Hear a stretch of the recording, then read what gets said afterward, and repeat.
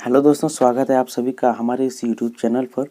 Friends, आज के इस वीडियो में हम साइंस के क्वेश्चन देखने वाले हैं जो कि आपके कई एग्जाम में पूछे जाते हैं।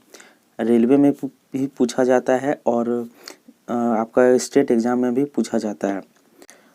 रेलवे में अभी देख सकते हैं कि टेक्नीशियन में टोटल साइंस का वेटेज ज़्यादा है। इस वीडियो में आपको साइंस के क्वेश्चन ही मिलेंगे जो कि आपका टोटल 20 क्वेश्चन आपको देखने को मिलेगा, जिसमें कि आपको कमेंट में अंतिम में आपको बताना है कि आपका कितना प्रश्न सही हुआ और कितना प्रश्न गलत हुआ। तो चलिए हम वीडियो को स्टार्ट करते हैं। सबसे पहले हम देख लेते हैं कि क्वेश्चन है जो आपका जीवों की मूलभूत संरचनात्मक और क्रियात्मक इकाई क्या है? कोशिका, ऊतक, अंग, अंग तंत्र। आपका राइट जवाब होगा ऑप्शन नंबर ए, कोशिका। दूसरा प्रश्न जो आपका, कोशिका के अध्ययन को क्या कहते हैं? साइटोलॉजी, हिस्टोलॉजी, डर्मेटोलॉजी या ऑर्निथोलॉजी। आपका ऑप्शन नंबर ए सही हो जाएगा, साइटोलॉजी इसको कहते हैं। कोशिका के अध्ययन को साइटोलॉजी कहते हैं। तीसरा प्रश्न आपका है, कोशिका विज्ञान के जनक कहे जाते हैं? Robert Hooke, Robert Koch, Robert brown या इनमें से कोई नहीं। आपका सही जवाब होगा option number A, Robert Hooke को कोशिका विज्ञान के जनक कहा जाता है।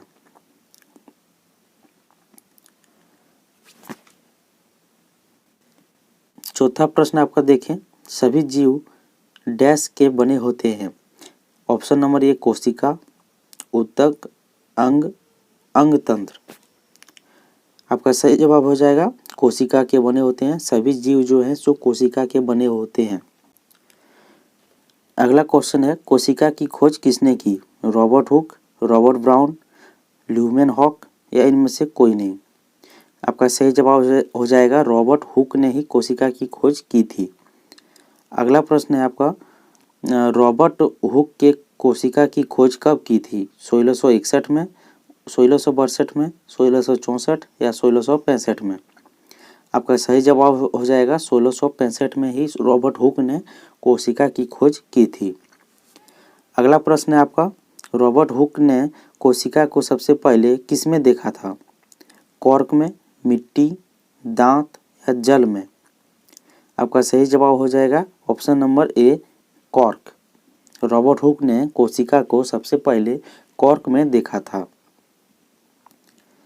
अगला प्रश्न है, कोशिका एक लैटिन शब्द से बना है जिसका अर्थ होता है छोटा कमरा, बड़ा कमरा, मधुमक्खी का छत्ता या इनमें से कोई नहीं। आपका इसमें सही जवाब हो जाएगा छोटा कमरा, ऑप्शन नंबर ए। यानी कि लैटिन शब्द से बना है कोशिका जिसका अर्थ होता है छोटा कमरा। अगला प्रश्न है आपका, माइक्रोग्राफिया पुस्तक के लेखक कौन थे? रॉबर्ट हुक, रॉबर्ट ब्राउन, ल्यूमेनहॉक या सिल्डन। आपका सही जवाब हो जाएगा रॉबर्ट हुक जो है सो माइक्रोग्राफिया पुस्तक के लेखक हैं। अगला प्रश्न है आपका, एक जीवित कोशिका की खोज किसने की? रॉबर्ट हुक ने, ल्यूमेनहॉक, रॉबर्ट ब्राउन या रुडोल्फ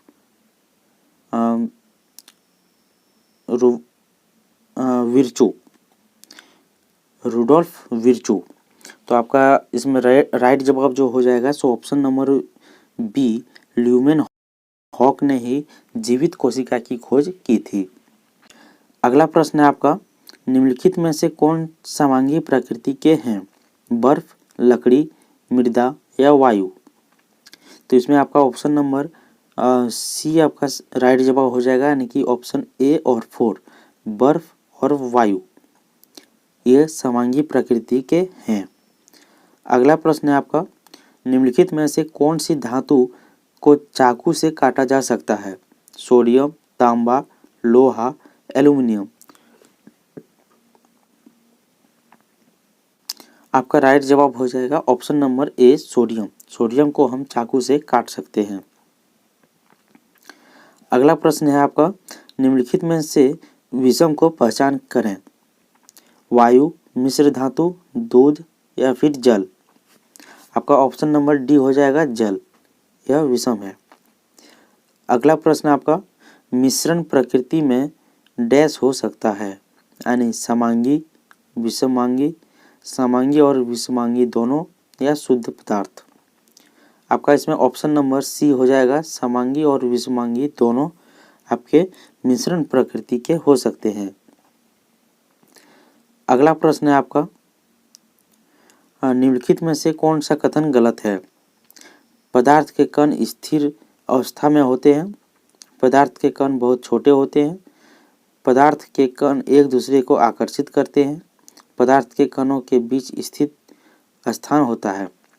आपका इसमें राइट जवाब हो जाएगा ऑप्शन नंबर ए, पदार्थ के कण स्थिर अवस्था में होते हैं। यह कथन गलत है आपका। अगला प्रश्न है, तरल अवस्था से गैसीय अवस्था में रूपांतरण को क्या कहते हैं? यानी कि तरल अवस्था से जो गैसीय अवस्था में रूपांतरित होता है उसको हम क्या कहेंगे? तो पहला है ऑक्सीकरण, दूसरा है ऊर्ध्वपातन, तीसरा है वाष्पीकरण और चौथा है संघनन। तो आपका इसमें राइट जवाब हो जाएगा ऑप्शन नंबर सी, वाष्पीकरण। अगला प्रश्न है आपका, परमाणु मॉडल का समय के साथ सुधार होता रहा है। निम्नलिखित परमाणु मॉडल को उनके क्रमानुसार व्यवस्थित करें।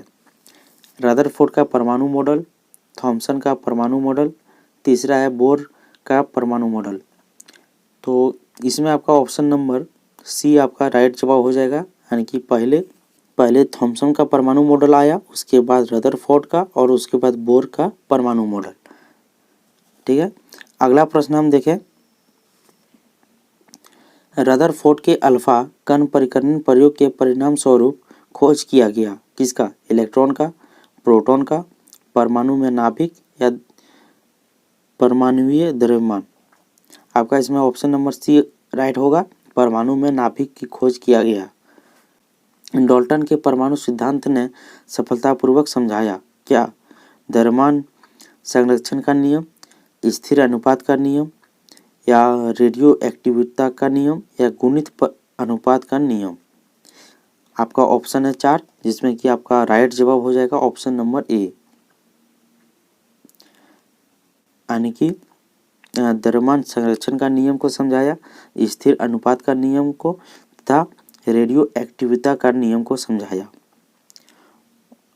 लास्ट क्वेश्चन है आपका, एक तत्व के आयन पर 3 धन आवेश हैं। परमाणु की द्रव्यमान संख्या 27 है और न्यूट्रॉन की संख्या 14 है। आयन में कितने इलेक्ट्रॉन उपस्थित हैं?